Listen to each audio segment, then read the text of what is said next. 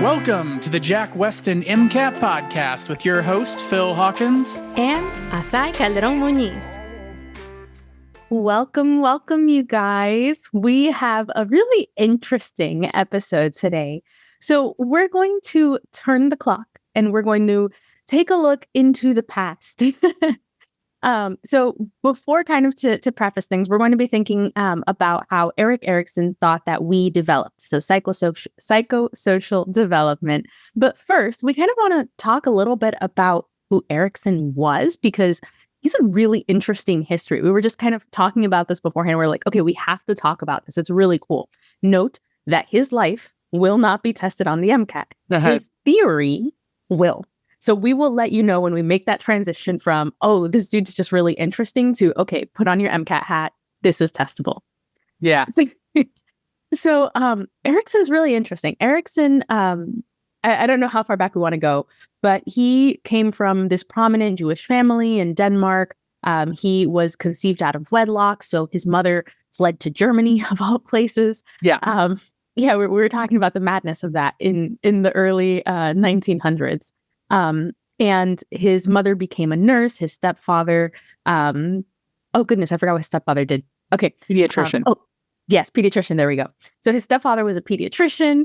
And Erikson is really interesting because he's one of those people that didn't get a degree and yet was a professor at Harvard, at Yale, at UC Berkeley. And he trained for a bit under Freud's daughter and Freud. So there's just so much about him that you can think like there are so many rich life experiences that would have gone into someone thinking about, okay, how do we come about? What are the things that we care about in different stages of our life? Especially just like this idea of identity confusion that was important to him. And he changed his name. And so his daughter says that, you know, he really kind of his full psychoanalytic identity was established after he replaced his stepfather's surname. And so with kind of his own invention, which was Erikson. So Erikson was his idea. Yeah. He decided to be called Erikson. And I love that. Like, the man's so nice, they named him twice, right? I'm like, Erikson. That's fine. Phil Filson. I kind of like that idea. But yeah, super interesting. I think it's kind of like his background of like being able to be a professor at all of these places. He had his own clinic. He was I think one of the first like clinical psychologists or like pediatrician in Boston. And so he fled Germany during like right before World War II started as Hitler was rising to power. He's like, okay, a Jewish guy in Germany, probably don't want to be here. He was wise to get out of town. But yeah, he came to the US and did a lot of stuff here. He got married.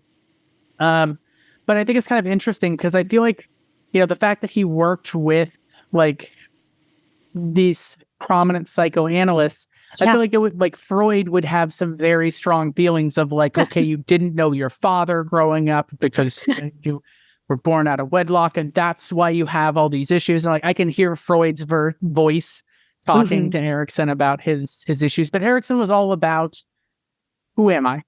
Right? Yeah. Like, what is my identity? Right? I was actually like, I think he mentioned somewhere in some of his writings that like trying to figure out who I was almost a neuroses, right? Where it was like this, like something that he was just so preoccupied with. But Erikson kind of like took the psychoanalyst stuff and kind of came up with his own version of trying to understand what are the challenges that we face in each step of our life, right? And so he broke this down. It's a lot of stages. You do need to know these stages. You need to know the difference between these stages. Some of them I think are particularly tricky. And so you have to be very clear with these, and you have to be very clear with the ages. Because Erikson says that like at certain time frames in your life, you will be dealing with a certain battle. And there is something that comes out of that battle. Like if you are successful, and then if you don't, then you have psychological issues. You have problems with your life that will come from that, from not resolving that conflict that you are facing at that age. Yeah. So we can kind of get started with so we're going to be thinking about this in chronological order because just kind of how it makes most sense. And the first stage that we're going to be talking about is trust versus mistrust. And before I even give you any ages, think about, when you're born and kind of what that would mean, right? Trusting and not trusting. And so it goes from birth, right, to about a year old. And if you think about it, this is when, infants are trying to figure out, perhaps not actively, but they're figuring out, right? Who can I trust? Am I going to be fed? Am I not? Right? If I cry, who's the one that's going to respond? And so you have this element of kind of deciding, okay, not actively, but this foundation of deciding between the two things. And the idea kind of associated with this, and that this stage will eventually culminate in, is this idea of hope. And so hopefully, that was not intended at all, but hopefully this makes sense. I think this is perhaps, if not one of, perhaps the most straightforward of the stages. And thinking about, and again, I think we've talked about this in the past. I think we talked about it with Piaget. For some of us, kind of thinking not just numbers, but also who it would represent would make sense. And so you think about it, this is just at that cusp of starting to meet other milestones that we can chat about with the next one. Yeah, this is something I want to reiterate. You do need to be clear on the years because the MCAT has and will ask questions like, oh, this 2-year-old, what are they dealing with? Like, which of the stages? And that's something you want to be really clear with. So that first year of life, it's all about just learning, can you trust other people, right? Like babies can't take care of themselves. They need other people to take care of them. And so if you don't resolve this conflict within you, which could be because maybe you don't get taken care of as a kid, and so you don't learn to trust, then throughout the rest of your life, you're going to be distrusting. Like you're not going to think like, oh, people are going to take care of me, right? Like you're not going to have that hope. You're going to have just this distrustful nature to you. Now, I want to be clear. This is Erikson's theory. I'm not telling you that like if somebody skipped, feeding you once when you were a baby, you're doomed to be a pessimist your entire life. But the idea here is that we're dealing with this thing. And I like that you mentioned this, Azaii, that we're not dealing with this consciously because Erikson is a psychoanalyst. And so his stuff is that there are things below the surface, right, in our subconscious. That's the continuous like foundation of psychoanalyst theory, is that there's stuff in your psyche that you don't understand, and you need someone to help you analyze that. A psychoanalyst, like they're people that dive down into the subconscious to uncover things that you may not even be aware of. So Erikson would say somebody who just doesn't trust other people, they probably had some issues in that first year of life, and they weren't able to resolve this conflict in that time. So the next stage, I actually think the next two stages are the trickiest to keep separate. So often I like to talk about them together. But let's start with just the next stage, just with a brief overview. So this is from 1 year to 3 years, or like 1 year, 1 and 2 year olds, right? Just up until your third year. So this conflict is between autonomy and shame, right? So the idea here is you are deciding whether or not, like, is it okay to be me, right? Like, is it okay to have feelings and opinions? And is it okay to develop that autonomy? And so I always think of, like, if you have a little kid and you ask them, like, which book do you want to read? Do you want to read about the hippo or do you want to read about the frog? And they say frog, and you're like, good choice. And like, awesome, let's read about the frog. What Erikson says is that what you are doing in that scenario is you're teaching the kid that they can make decisions. They're allowed to have opinions. And so if somebody was raised in a household where like you just didn't let the kids have opinions and like, you kind of like downplayed that, then those kids are going to start to feel shame and doubt. Like even later on in their life, when somebody asks them like, which thing do you want? And they're going to be like, oh, don't ask me. Like they like don't want that. They feel this kind of shame in trying to kind of steer themselves. And so like kind of the big goal here is developing this like willpower, this feeling of I can have opinions and I'm allowed to have opinions. And so that's this autonomy versus shame stage. That's the conflict that we're dealing with. Yeah. And I like that you mentioned that these can kind of be a bit more muddled. These two that we're going to be talking about now. I like to think about this 3-year-olds is kind of when you would expect kids just developmentally to start putting more than 2 words together, right? You're expecting them to form very short sentences. And if you think about it, this idea of autonomy and independence kind of fits with it, right? Because when they kind of finish that up, then they transition again, assuming that they successfully went through this stage and they have this kind of this willpower to do things, then they move on to the next stage. And this one's going to be until about 6 years old.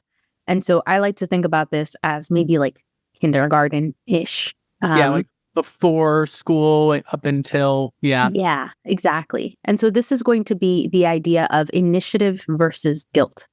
And so before we talked about kind of independence with the initiative versus guilt, it's a bit more about that kind of self-confidence and this ability to, and so did I say initiative versus guilt? I think I did. Yeah, you did. So this ability to actually make decisions and to have kind of some not active reasoning in the way that we would as adults, but that kind of ability to make those decisions, that confidence and the sense of purpose eventually is ultimately the goal of this stage. So one thing that we can kind of do to think about which one comes first is you need the willpower to do something before you can assign a purpose to it, right? And so you need to have some sense of autonomy, that you have the capability of being independent before you start taking initiative of things, right? And then if you doubt yourself, then you will not take initiative. And so those are some ways that we can think about these together to help us differentiate between the two, because otherwise it can be really tough to think, okay, which one's coming and what's the difference between like autonomy and initiative or shame versus guilt. I don't know about you, but shame versus guilt sounds super similar to me. Like I would not have thought, oh, those are distinct things. But if you think about like kind of doubting yourself, you won't take initiative versus you take the initiative, but maybe you feel guilty for doing so. And so that can be a way to distinguish, but it's tough. Like be frank, it's tough. I love that you're hammering that, because like that is like the challenge: autonomy versus shame. And then the next stage, initiative versus guilt. Autonomy and initiative seem the same. Shame and guilt seem the same. I always like to do this kind of like from a kind of a scenario, right? So like the 2-year-old, you're telling them, do you want to read about the hippo or the frog? And they're picking.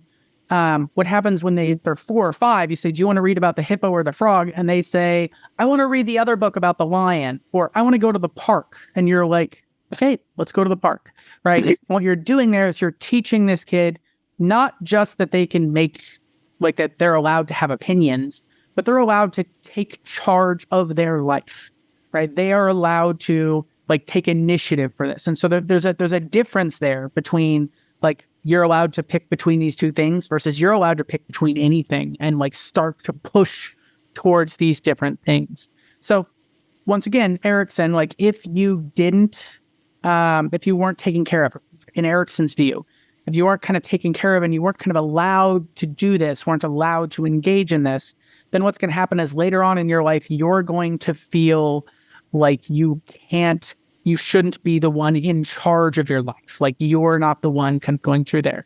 So that's a difference between making choices between different places, right? And so I often think like somebody who wasn't taken care of when they were 4 and 5, according to Erikson, what's going to happen is they're going to like graduate high school and everyone's going to be like, what do you want to do with your life? And they're like, I don't know. What do you think I should do? Right? Like they kind of like want other people to tell me what direction my life should take, so that because they just feel this guilt and like I shouldn't be the one in charge of my life. And according to Erikson, that this kind of problem takes place in this conflict that's occurring when you're like 3, 4, or 5 years old. Yeah. it's worth kind of noting how this transitions, because like you were saying, this idea of, am I going to feel guilty? I shouldn't be the one kind of in charge of my own life. This feeds really well. And hopefully you're kind of figuring out that one feeds into the other. It's going to feed really well into the next stage, which is about the actual work that you do. So we talked about trusting versus not trusting. So if you don't trust, then it's going to be hard for you to feel like you even have a choice, right? Then thinking about, okay, I have the capacity or don't to make choices. Then taking the initiative or initiating some kind of decision making. And then we move on to the next stage, which is going to be from roughly-ish 6 to 11 years old.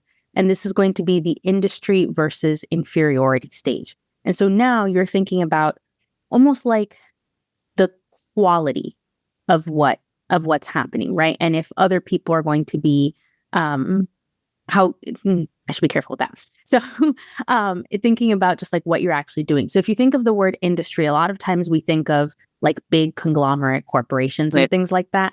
But if you think of the word industrious refers to hardworking, right? Rather than just like some big conglomerate. And so here we have, okay, are you going to put in the work? And then what is the quality of that work going to be like? So if you think about industry versus inferiority, it's that kind of comparison, right? Is it good enough? Am I competent enough at something?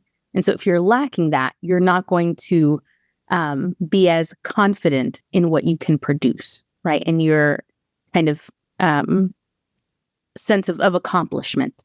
And so that ultimately plays into other ones. But this is where we start thinking not just, do I have the capacity to do something?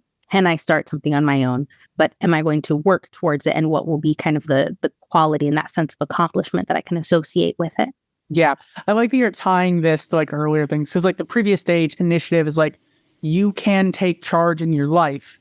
This next stage is basically just kind of what's happening in elementary school, which is like, how good are you at the stuff that you're doing? Like how industrious, how capable are you?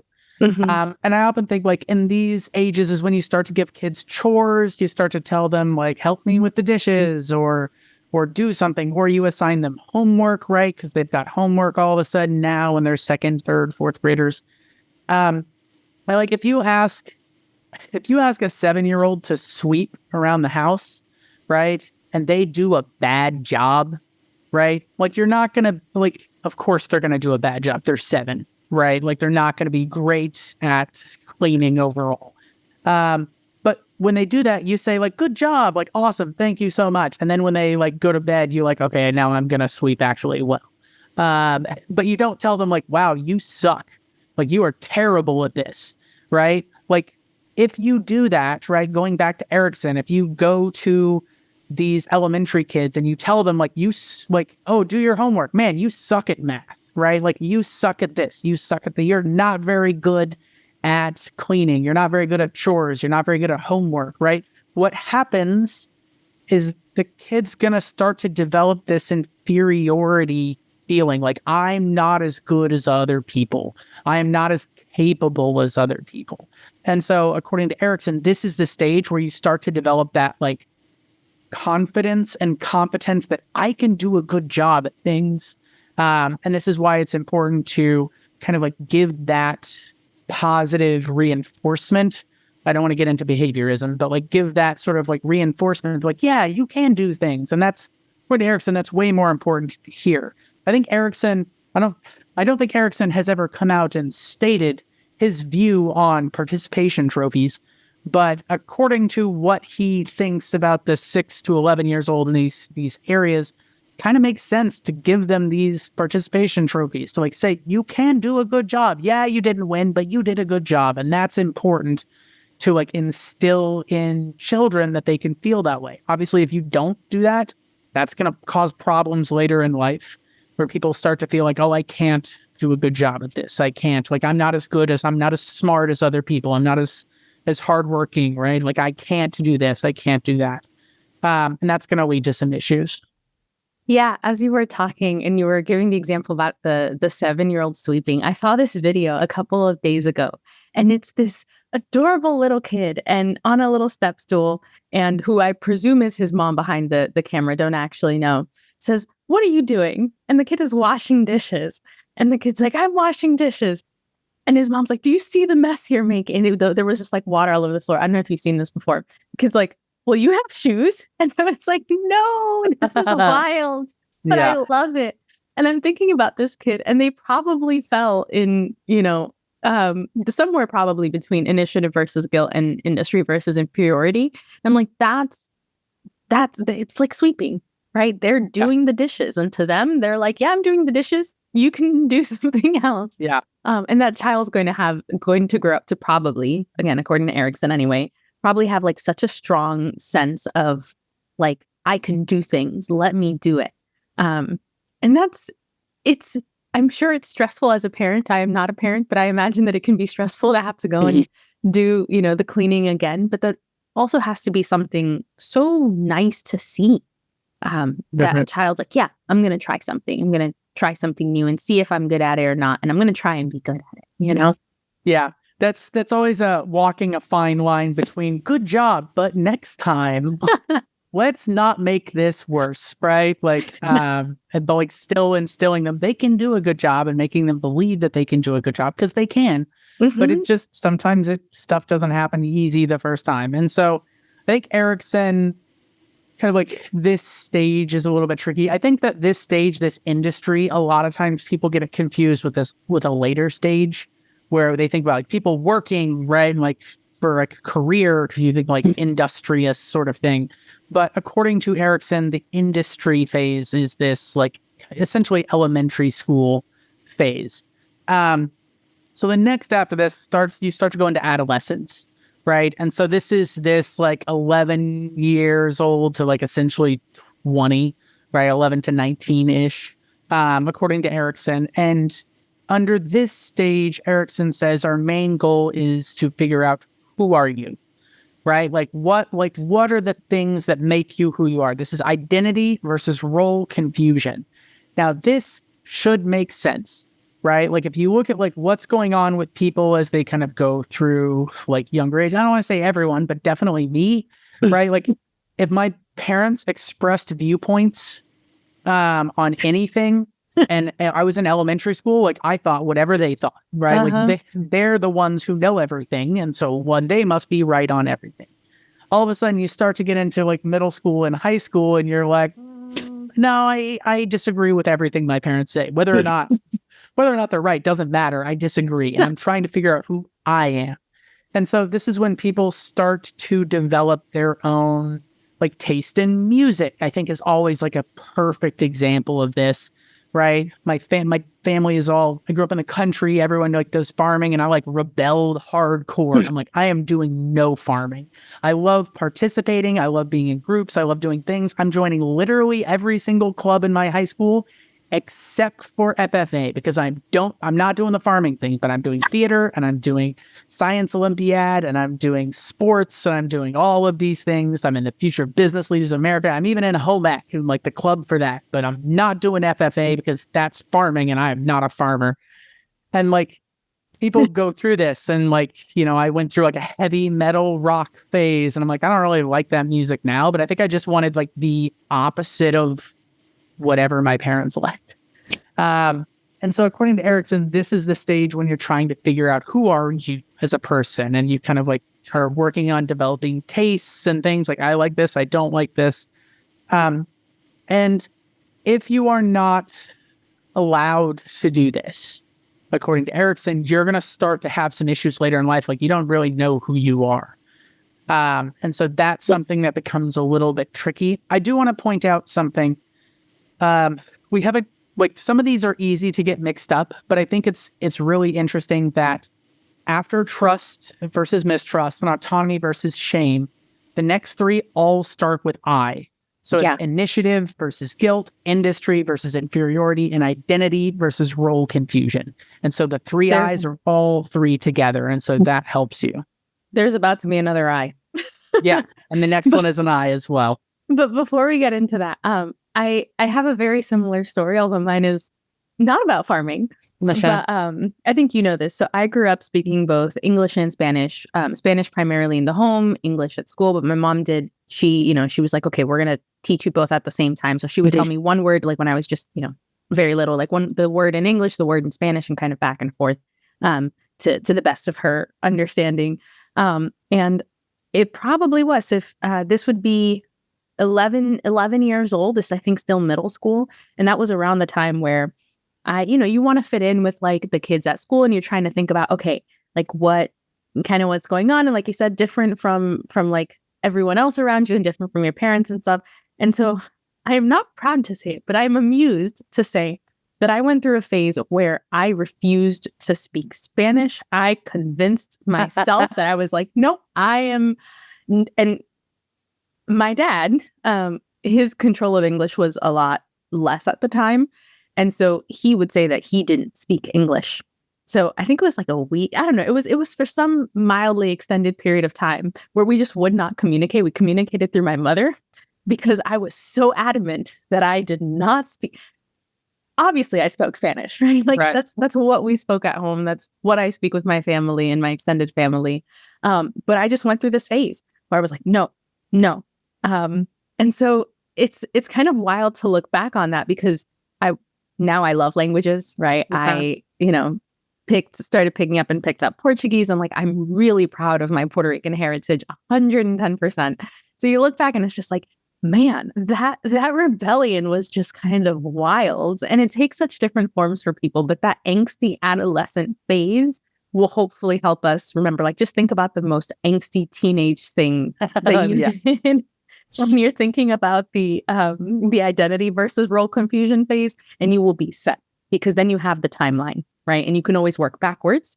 So before you were super angsty, right? You were thinking about, okay, can I do things on my own, but like, am I good at doing things? And then before that, can I take initiative? And then before that, am I even capable of doing, making decisions? So being able to think kind of forwards and reverse, I just hit myself, forwards and reverse can be helpful in having the mental flexibility to remember the just sheer amount of stages that Erikson had. Yeah.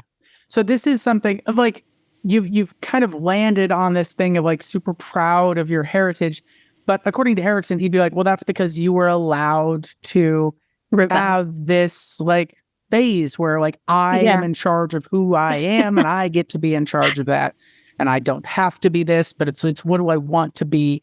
And so having that freedom to decide, who am I? What are the things I care about? And kind of being nurtured in that will make it so that later when you do land on some viewpoints, you're like these are my viewpoints, right?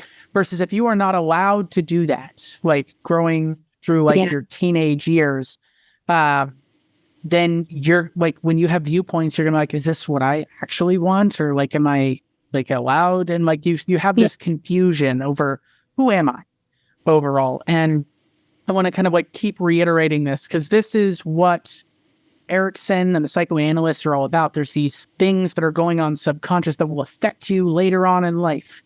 And so it's important to kind of understand the scope of these things. By this point, you will hopefully feel like I can make decisions about my life and I feel capable. But if this stage doesn't go well, then you're like, I don't know who I am, right? I don't know who I'm supposed to be. And so even though I can take initiative and I'm capable, I just don't feel like I know what I should do. Yeah. And at the end of the stage, right, theoretically, you're ending with some kind of fidelity, some kind of trueness to yourself and that kind of consistency to yourself. So let's say that you make it through your angsty years and you decide, congrats. All right, I'm going to decide to move on to Erikson's next psychosocial stage. So the next stage is young adulthood. So this is roughly 20 to 44 years old, which I don't know, it's such an interesting kind of like thinking about it. A broad range, yeah. Yeah, it's a very broad range. So in this case, and hopefully when we think about why or what this stage is, it will make sense why it's such a broad range. This is the stage of intimacy versus isolation. So there's that fourth eye and also a fifth eye because we get two eyes together. Isolation, yeah. So if you think about it, right, early 20s, even through early 40s, people crave relationships. People don't want to be isolated and truly alone, right? They want to be able to connect with other people. And, you think about your time in undergrad, you think about grad school, you think about probably med school in the future in your early career. It's being able to, make friends and do different things and find that balance for yourself and craving that social connection and recognizing the complexity of those connections. And the kind of end goal for Erikson being love as an extension of all of these different relationships that you have in your life. And so kind of following the way that we've been talking about this, if you don't move through this successfully, right, you're not going to have that strong connection with other people, and you're going to lean more towards that isolated aspect rather than being capable of intimacy and being capable of connecting with other people. Yeah. And this makes sense, right? Like most people, this is when, a lot of times there's relationships happening in high school and things like that. But most of the time when it starts to get serious, where it's like long-term partners, doesn't like, remember that Erikson like kind of wrote this, like we're dealing with 1900s. Yeah, like not in the 2000s, but like in the mid 1900s. And so a lot of his viewpoints were focused on like getting married and having kids and things like that, and like developing a family. Like that's kind of the challenge here. And if you don't do this, you're going to be lonely. Is the idea from this. I want to be clear. This is not my view. This is Erikson. But yeah, I do want to point out, because this phase is huge, right? Yeah. By the time, like, it starts when you're 20 and lasts until you're essentially 45. So by the time you're 45, you have spent over half of your life in this phase, right? And there were multiple phases before. Was it like 5 phases before this going through? And so, like, yeah, those 5 phases took the first 20 years, and then you have another phase that lasts 25 years. And so this is where things tend to slow down a little bit. I do like that Erikson had this going until like 45, because I think about nowadays and the world we live in, people are getting married later and having families later. And I realize people who are listening to this are people who are wanting to go into medicine. And so most of those people are a little bit later in general, not all, but in general. The number of physicians who have a bunch of kids, by the time they're 25 is not that much. Or it's not that common. Does happen though. So like that's something that is interesting. There are some people that posted other stuff, or posted probably isn't the right word, published things that would imply that this stage should end in the like around 30 or things like that. And I know like that starts to give me like, oh, you have to be married and like, in a relationship by the time you're 30, and everyone who's listening to this is like, oh my gosh, that's impossible. Nobody can do that. But as you have to be kind of careful, because there is a lot of misinformation and wrong years posted for these things. This is actually something Azaii and I ran into when we were like looking up all this data. We want to make sure that we're absolutely accurate. There is a lot of people who say this ends at 30 or ends at 35 or ends in the 20s, right? And so according to Erikson, who they're going to test you on, this ends at 45, right? So up until you're 45. And so that's something you really want to pay attention to with this. And I just want to throw out that warning, because there is a lot of wrong information out there on the internet for that, because a lot of people published stuff based off of Erikson and they tweaked the years. And so now there's a bunch of stuff out there that is problematic. So the next stage is like from 45 until 65. So this is actually a shorter phase than the previous one. So this one's only 20 years. But this doesn't start with an I, it's generativity. So this is generativity versus self-absorption. So this stage is, at this point, like around 45, remember, we're thinking about like 50s in the 1950s, somewhere like around there. A lot of times people would have kids and have a family, and then around 45, all of a sudden those kids are kind of gone to college and doing their own things. And so your life kind of becomes like, what am I producing for the world? Do I make the world a better place? Outside of connections to individual people, it becomes more about the work that you do, right? And how important and impactful is it? Like, does my life have meaning to this? Now, that could, a lot of times people connect this to like midlife crisis, right? Where people start to feel like what is the purpose and point of my life? And so, hopefully at this stage, like, it doesn't need to, like, according to Erikson, you're working on like, how have I made this world better? Now, that could be like an architect building skyscrapers and beautiful buildings.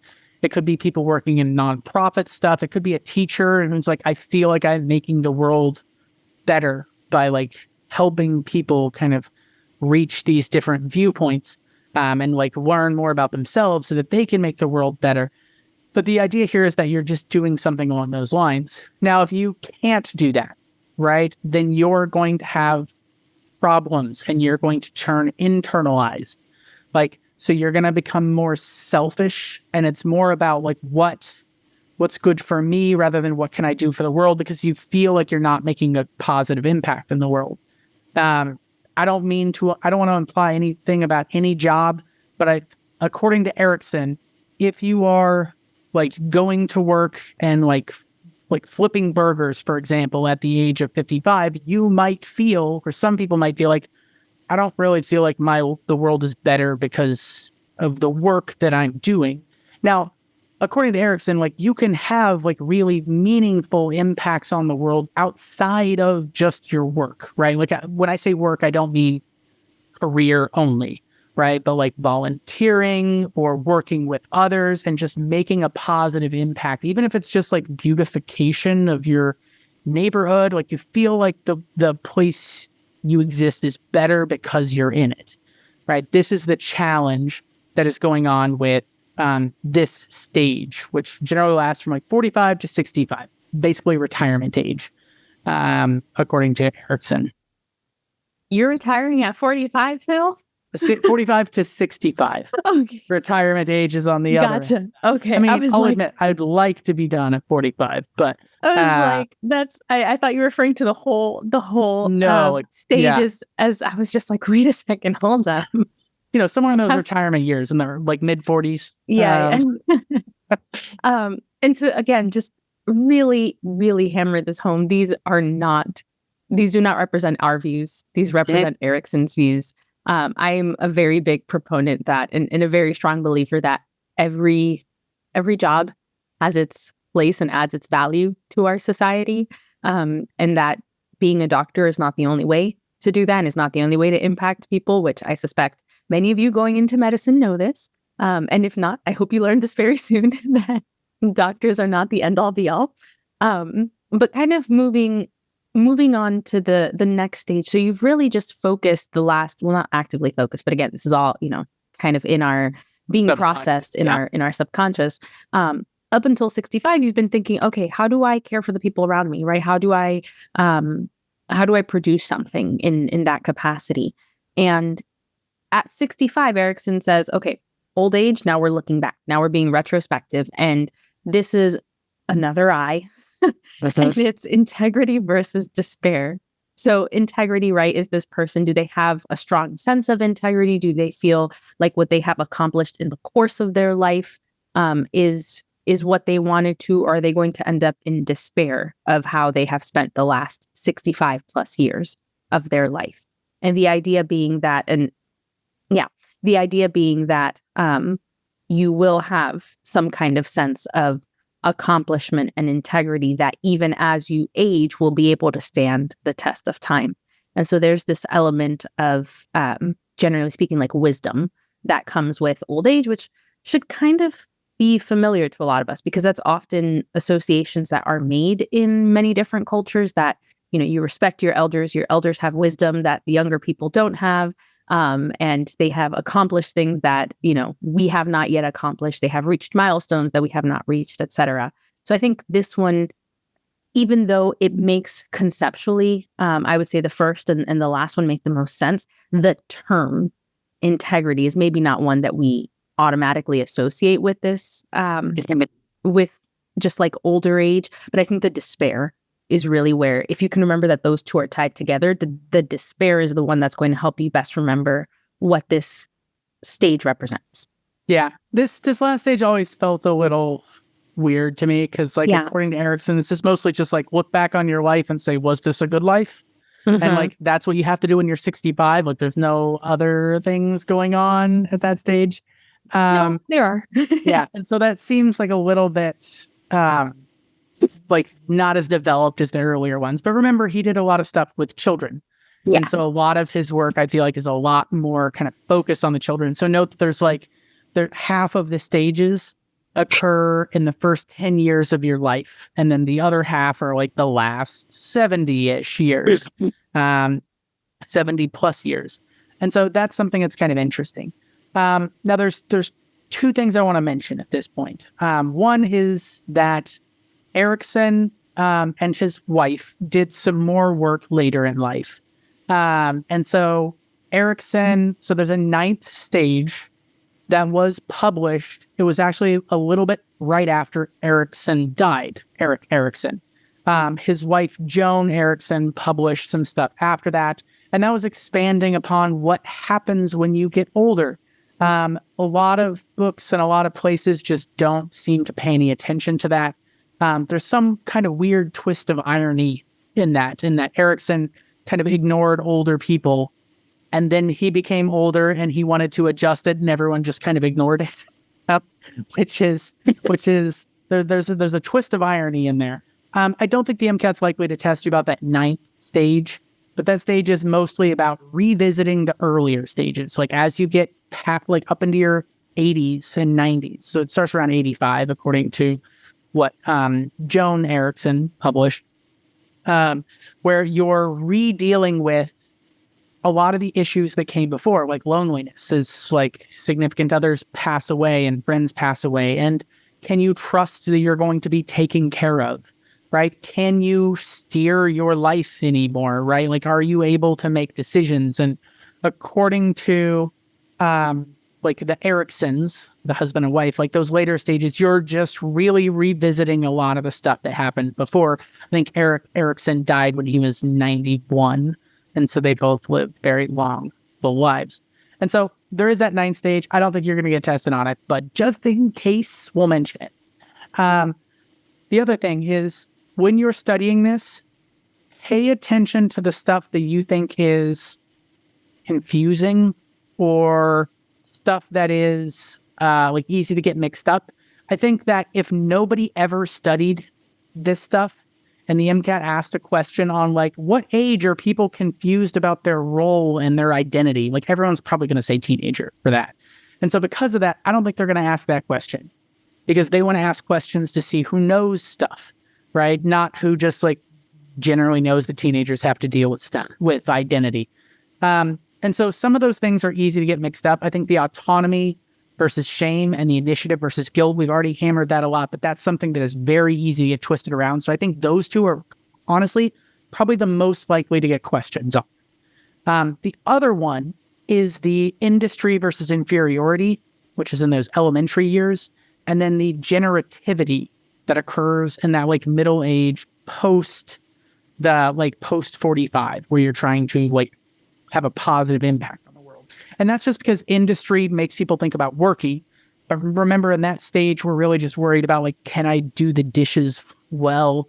Or do I feel like I can do the dishes well and sweep the floor well and do well in my homework? Am I capable of doing good work? Am I capable of being competent, essentially? Versus later on is like, is my work meaningful in the world? Which is a slightly different thing. But because industry and generativity are very kind of similar words, I think it's pretty likely for you to get questions on that. Yeah, with that, just kind of thinking like you have to be willing to put in hard work before you can assess like, the kind of you were saying that generativity was my life's work, what I wanted it to be, and same with integrity and despair. I would say that also, if you're anything like me, the eyes will get you. And so make sure that you know the order of the eyes, because it would be very easy for the AMC to throw in questions with multiple eyes, right? Yeah. Because that's like an easy way to I don't want to say that they want to confuse students, but it's an easy way to test students. And so, like you were saying, you might have something like autonomy versus shame and doubt, initiative versus guilt. They might throw in industry and inferiority and generativity and self-absorption, or they might throw in integrity versus despair, because it's really easy to think, oh, despair, that must be like adolescent, right? Yeah. And so knowing the order of the eyes can also be a way to get some extra points, or get an extra point or two that you may or may not have gotten otherwise. Just like small things to keep it. I feel like lately I've been saying that a lot, Phil. Like there are lots of small things that we need to keep in mind. But hopefully the podcast helps cover, some of those bigger picture things, but also helps you think about those smaller ways that either the AMC might test you, or ways to remember things. Because it's important to be able to see the connections between, so even within the psychosocial development, but also being able to differentiate these, for example, from Piaget's stages, or some of the other developmental stages that we'll talk about at some point in the future. But connections within compared to others, really important. Yeah. They also, I feel like, could ask some questions. You do want to know the years, but you also want to know the ideas behind these. And so like the years, that falls into those like the little details. But I could see the MCAT having a passage talking about like the modern world, and about how some people are worried more about their career and their impact on the world first, and then they look for like romantic love in their like 30s and 40s after like, people who want to be physicians. A lot of times they focus hard on that, and then they, get married later. And so they could ask questions like, oh, which stages seem to be switching, or which ideas get moved. And so you want to make sure you understand those as well, because the MCAT could ask you like a weird application of the ideas behind these things. So hopefully that puts all of that into clarity. You mentioned Piaget. We talked about Piaget in a somewhat recent episode, Turning Back the Hands of Time. And we're going to talk about a couple more stages, or a couple more theorists where we have different stages that we have to go through, because when it comes to those little details are really key. And so if there's things we can do to kind of like clarify those, I'm really excited to do that to help you guys prepare for test day.